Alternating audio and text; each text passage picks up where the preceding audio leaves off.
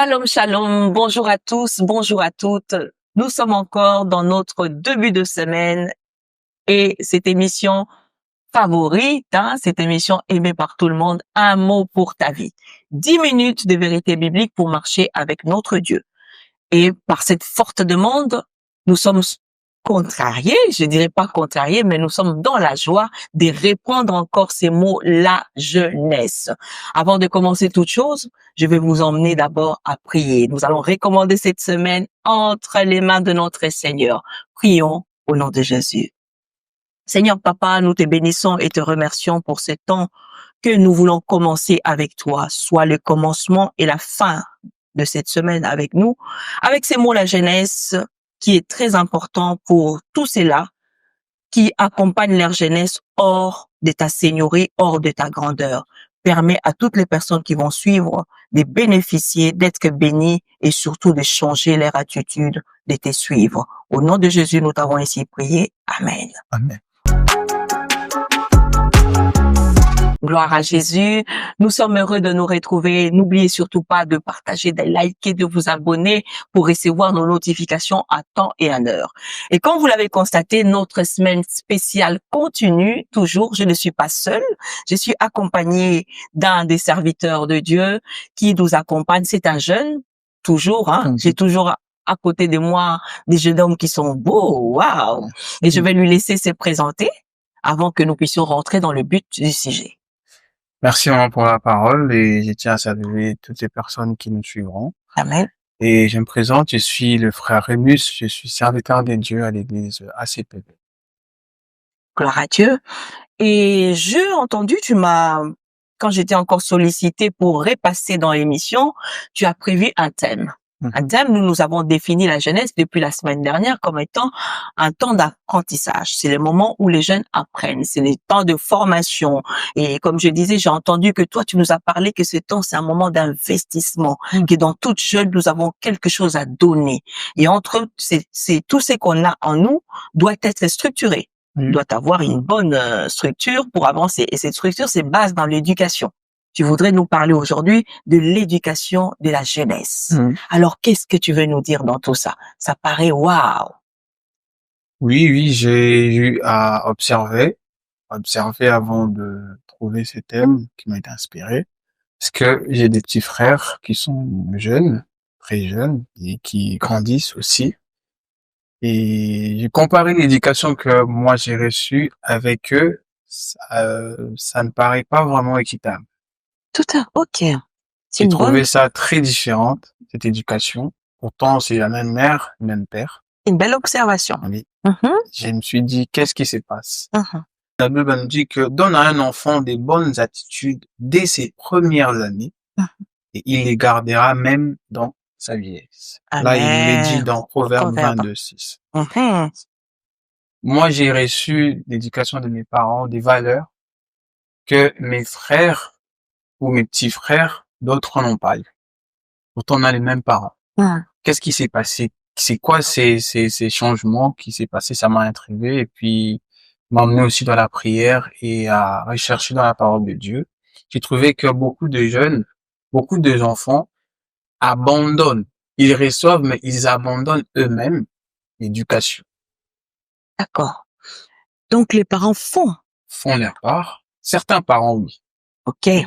Ça aussi, c'est bien précisé. Certains parents font leur part de pouvoir donner des bonnes valeurs, de l'éducation à leurs enfants, mais c'est les enfants qui abandonnent. Ils abandonnent l'éducation, souvent par la société, parce qu'ils traînent avec des amis, parce qu'ils vont à l'école, ils rencontrent des gens, ils abandonnent, ils oublient, ils sont emportés par les sentiments, par les émotions, par les temps, ils oublient, ils abandonnent l'éducation qu'ils ont reçue et ils se comportent de manière un peu plus superficielle et ils changent complètement les comportements.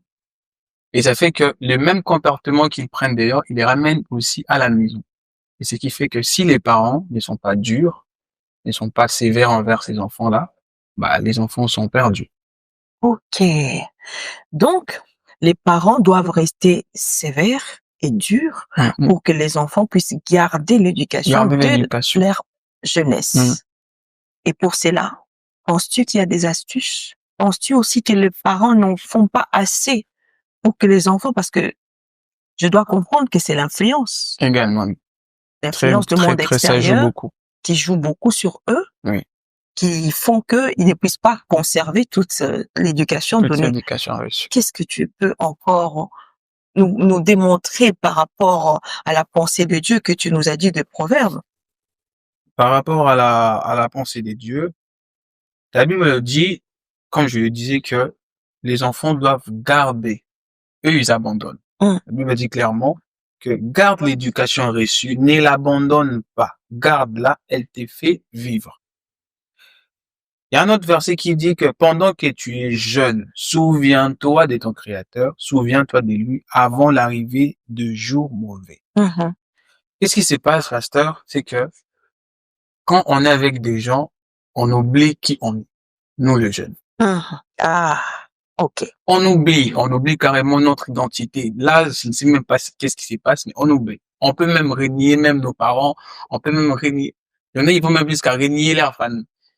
Ok. Jusqu'à ce qu'il voit son père devant parce qu'il est avec ses amis, il va pas le saluer, il va faire comme s'il les Au connaissait. départ. Ouais, ça, j'ai déjà pu confronter de telles situations, oui. Tout ça, c'est parce que il a abandonné, il a oublié. C'est tout simplement l'influence qui est à cause de toutes ces choses. Hum. Et, le manque de confiance aussi des enfants. D'accord. J'ai cru comprendre ça parce que beaucoup des enfants, quand les parents sont trop sévères aussi à la maison, ça fait que les enfants manquent de confiance en eux dans un certain point. Mhm. Quand ils sortent dehors, ils arrivent à se retrouver plus que quand ils sont à la maison. Parce que là-bas, ils se sentent plus libres.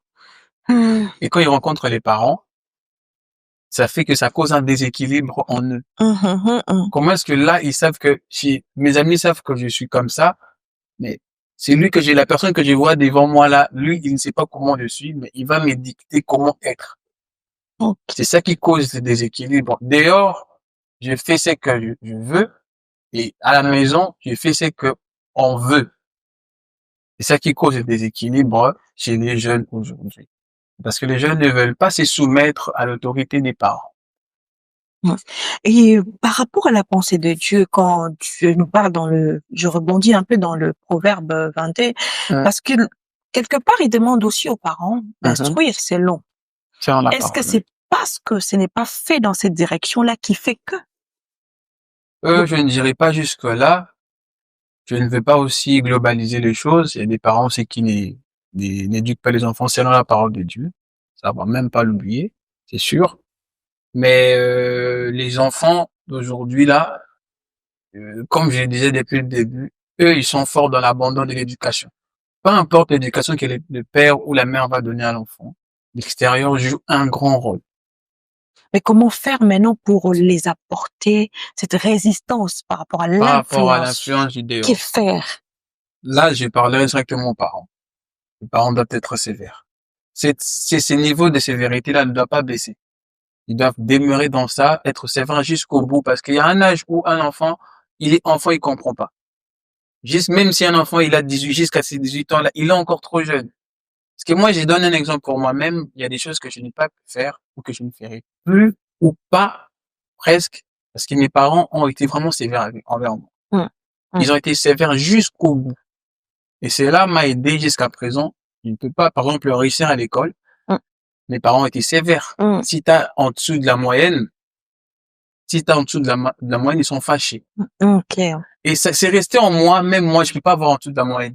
Alors, c'est que je comprends bien, il faut que la jeunesse puisse accepter l'éducation. Le jeune puisse accepter et les parents doivent demeurer sévères dans l'éducation des dès enfants. que les parents, le problème, c'est que dès que les enfants montrent un peu leur côté extérieur, changent un peu de comportement, les parents se relâchent. Et les enfants en profitent. Parce qu'il y a ces questions questions des propositions. L'enfant vient proposer parce que c'est normal, à un âge, l'enfant va venir proposer ce qu'il a obtenu dehors. À la maison. Ça, c'est obligatoire. Il va venir proposer, comme le diable robe tout autour. Les enfants aussi, quand ils sont tentés par les diables, ils viennent proposer ce qu'ils ont reçu de l'extérieur. Maintenant, c'est aux parents de garder de garder fidèle le commandement du Seigneur dans la maison. C'est pourquoi je se dira que moi et ma maison, nous servons l'Éternel. Si l'enfant ramène les choses du monde, de l'extérieur à la maison et que la maison accepte, malgré, bah, c'est bon. C'est fini. Gloire à Jésus. Gloire à Dieu, gloire à Dieu. Donc, nous comprenons que l'éducation de la jeunesse dépend de la sévérité des parents et dépend aussi de la parole de Dieu. Hein. La parole et la réception auprès des enfants doit rester continuelle tant qu'on reste auprès de ses parents. En tout cas, nous bénissons Dieu pour cette intervention. Nous sommes arrivés à la fin. Malheureusement, je pense que tu avais beaucoup de choses à nous dire. Je n'ai même pas fini. Il m'est resté un petit truc. Waouh. Je ne sais pas si on a la possibilité que tu voulais nous rajouter quelque chose? Pour rajouter un petit truc, je dirais aux jeunes, il faut écouter. Amen. Parce que la sagesse, on ne le prend pas dans les vides. Parce que les jeunes aujourd'hui pensent qu'ils connaissent tout. C'est ça. Un jeune de 13 ans pense qu'il connaît tout. Déjà, dès 13 ans, si tu penses que tu connais tout, tu ne connais rien de la vie. Amen. Parce qu'il y a beaucoup de surprises de la vie. Il faut écouter. Il n'y a pas plus qu'écouter. Amen. Vraiment, nous devons arrêter, malheureusement, parce que le concept de notre émission est que 10 minutes simplement qu'on puisse faire comprendre aux jeunes que toi, jeune, il faut écouter tes parents, c'est très important. D'ailleurs, c'est ce que Dieu nous recommande dans sa parole, c'est la loi qui est accompagnée d'une bénédiction. Donc, ton éducation dépend de ce que tu acquiers de tes parents. Et les parents aussi rester sévères sous la parole de notre Seigneur.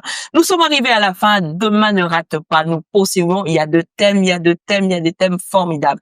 Surtout, n'oubliez pas de partager, de liker, de vous abonner à notre chaîne pour recevoir nos notifications à temps et en heure. De notre part, nous vous souhaitons une excellente journée avec notre Seigneur.